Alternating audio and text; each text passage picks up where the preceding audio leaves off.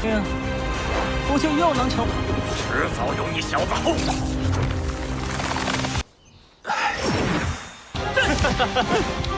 怎么可能比得过闪电体？闪电体。 Halo semuanya, selamat datang di Ruang Sinema. Bagaimana kabar kalian semua? Semoga selalu sehat dan baik-baik saja. Berhubung series A Record of Mortality season ketiga sudah usai, jadi untuk mengisi kosongnya jadwal pada hari ini, jadi Mimin coba cari-cari Donghua. Kebetulan ada Donghua yang baru saja rilis. Jadi tanpa banyak pikir, kita pilih saja ini series. Untuk seriesnya sendiri berjudul Can't Have Infinity Agreement. Untuk sinopsisnya sendiri, Donghua ini menceritakan tentang seorang pemuda bernama Xiaoyun yang secara tiba-tiba dipanggil oleh para dewa ke dunia asing. Untung saja Xiaoyun tidak sendirian, ia akan dibimbing langsung oleh sistem untuk menjadi yang terkuat di dunia itu.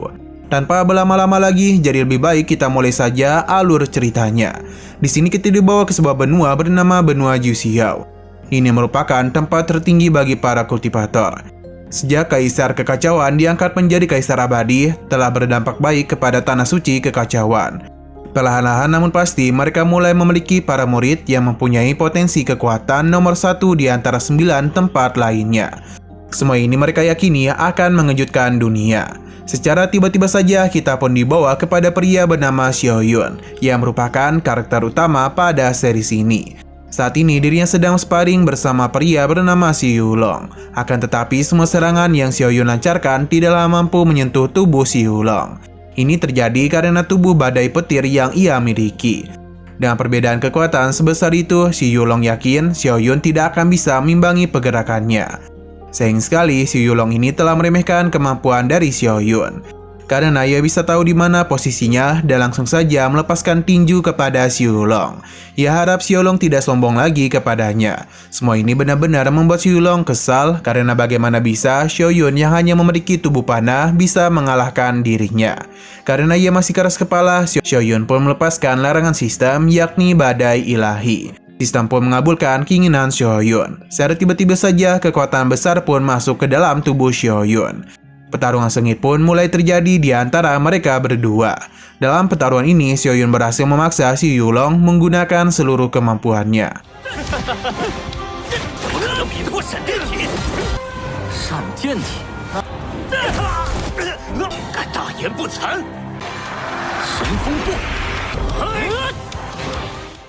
Namun sayang sekali kita tidak tahu apa yang akan terjadi selanjutnya. Karena kita langsung dibawa ke sebulan yang lalu.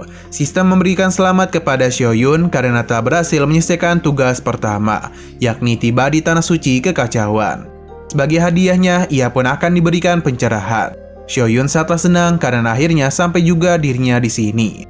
Saat kemudian para tetua pun datang, yang mana ternyata Tanah Suci Kekacauan ini sedang melakukan ujian masuk sekte.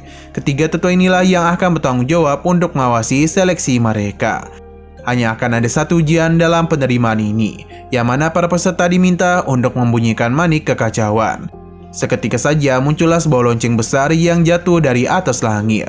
Semua ini adalah ulah dari tetua itu. Melihat keberadaan lonceng ini seketika saja membuat para murid terkejut. Karena bagaimanapun, dulu ini adalah senjata ilahi bumi yang legendaris. Seorang murid pun maju yang membuat para tetua terkejut dan keberanian yang ia miliki. Harapan besar para tetua hilang dalam sekejap mata karena murid ini hanya berani saja, sedangkan kekuatannya tidak begitu besar. Seberapa keras pun dirinya berusaha, lonceng itu tetap tidak bisa ia bunyikan.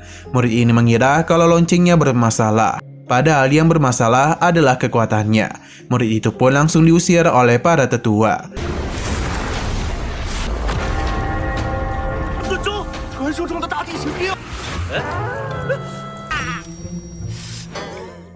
Beberapa murid terus berusaha mencoba, namun tidak ada yang berhasil. Hingga ada seorang murid yang berhasil membunyikannya. Ia memang diterima, namun ditetapkan menjadi murid luar. Hal ini tentu saja membuat murid ini kesal. Padahal ia sudah sangat percaya diri bisa menjadi murid dalam. Tapi pada ia loncengnya hanya berbunyi 9 kali.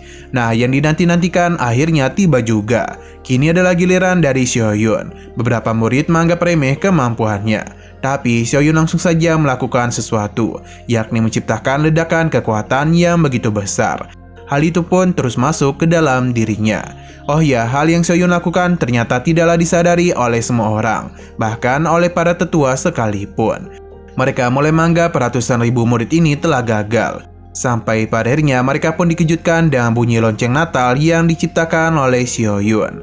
Ketika tetua ini sama-sama terkejut karena baru kali inilah mereka melihat ada yang bisa membunyikan lonceng ilahi seperti itu.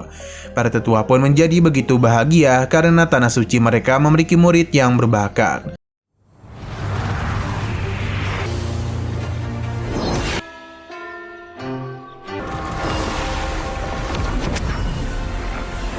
Untuk Xiaoyun sendiri kebingungan mengapa mereka begitu heboh, padahal ia hanya menggunakan sedikit kekuatannya saja.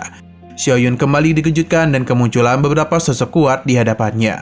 Tetua ini mencoba mengajak Xiaoyun join ke tanah sucinya. Tapi ada yang melewatinya. Ia merupakan Tuan Suci. Xiaoyun yang menyadari hal itu segera memberikan hormat kepadanya. Tuan Suci menghentikan semua itu karena bakat hebat yang Xiaoyun miliki, maka kedepannya ia akan menyamai dirinya. Mungkin dia itu akan menjadi anak dewa. Xiaoyun sama sekali tidak paham dan hanya iya saja. Ia pun memanggil Tuan Suci sebagai seniornya. Di sini Tuan Suci pun mengeluarkan para murid lainnya padahal mereka belum melakukan ujian. Selain itu, Tuan Suci juga memperkenalkan Xiaoyun kepada beberapa leluhur yang ingin menjadikannya sebagai murid. Para leluhur terus memberikan janji-janji manisnya kepada Xiaoyun agar dia bisa memilih mereka sebagai gurunya. Hanya saja, semua perkataan mereka malah membuat Xiaoyun kebingungan harus memilih siapa. Sampai akhirnya muncullah sebuah suara yang meminta izin untuk masuk. Sosok ini bernama Fang Tian. Kedatangan itu tidaklah disukai oleh para leluhur lainnya. Karena dan tempat kecil yang Fang Tian miliki, mana mungkin anak dewa seperti Xiaoyun mau memilihnya sebagai guru. Fang Tian sama sekali tidak mempedulikan apa yang mereka katakan. Karena meskipun tempatnya kecil, namun Fang Tian telah mampu mencapai tubuh kekacauan. Melihat apa yang ada di hadapannya benar-benar membuat Xiaoyun terkejut. Berbeda dengan para leluhur lainnya, karena apa yang Fang Tian lakukan tidaklah begitu hebat. Bahkan mereka ragu ia bisa mempertahankannya. Xiaoyun akhirnya sadar kalau berlatih tidaklah semudah itu. Fang Tian merasa kalau Xiaoyun akan cocok diajari oleh dirinya. Hanya saja Tuan Suci menahan tindakannya itu, karena bagaimanapun anak dewa tidak mungkin bisa diajari olehnya. Di saat Fang Tian hendak diusir, secara mengejutkan Xiaoyun pun mulai memberitahu kalau dirinya ingin dilatih dengan Fang Tian. Keputusan ini tentu saja membuat leluhur lainnya terkejut, karena bagaimanapun Fang Tian bukanlah orang yang hebat. 敦经一旦修炼至圆满，混沌体，逆天求剑啊，不能拿来冒险。 Meskipun dia adalah putra kekacauan, tapi untuk menggunakan sutra kekacauan saja, Fang Tian membutuhkan waktu 900 tahun lamanya. Fang Tian kembali mentertawakan perkataan mereka. Ia mengakui kalau dirinya setelah buruk berkultivasi. Namun bukan berarti dirinya bisa dikalahkan di ranah yang sama.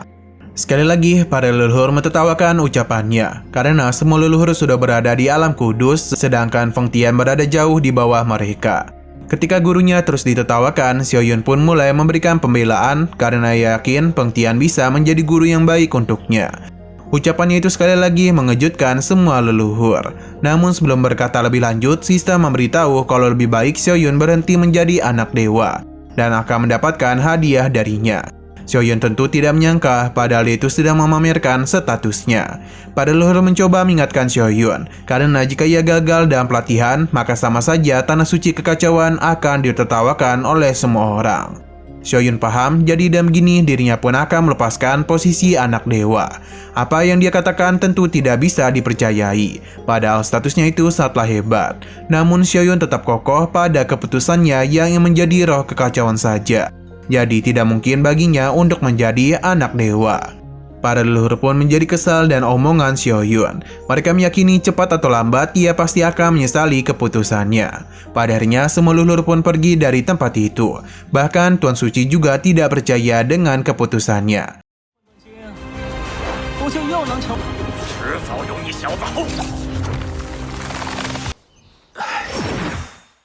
Di sini Xiaoyun segera memberikan hormat kepada Fang Tian. Sebagai seorang guru, Fang Tian menyambut baik kedatangannya.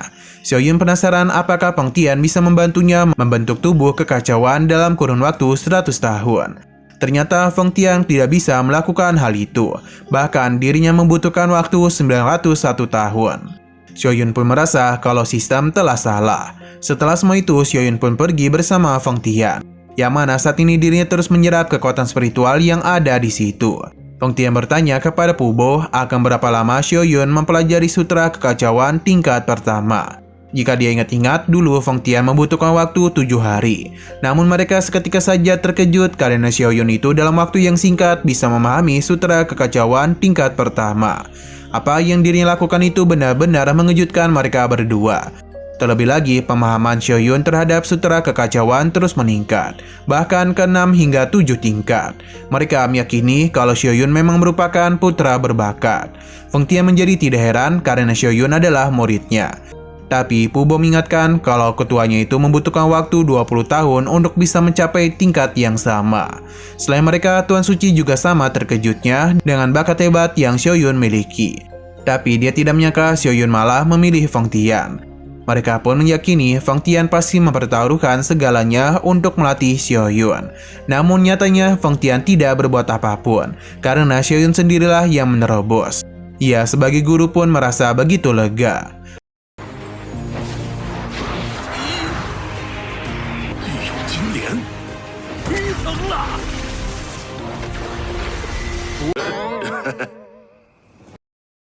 Nah, sayang sekali lagi seru-serunya, episodenya pun harus bersambung dulu. Oke, sekian dulu pada video kali ini. Untuk video selanjutnya akan segera hadir. Jadi bagi kalian yang ingin mengikuti dari sini, langsung saja klik subscribe dan aktifkan loncengnya. Terima kasih yang sudah menonton video sampai habis. Jika kalian suka pada video ini, klik like dan share ke teman-teman kalian tentang channel ini. Dan ditunggu aja kelanjutannya. Oke, sampai jumpa di video selanjutnya.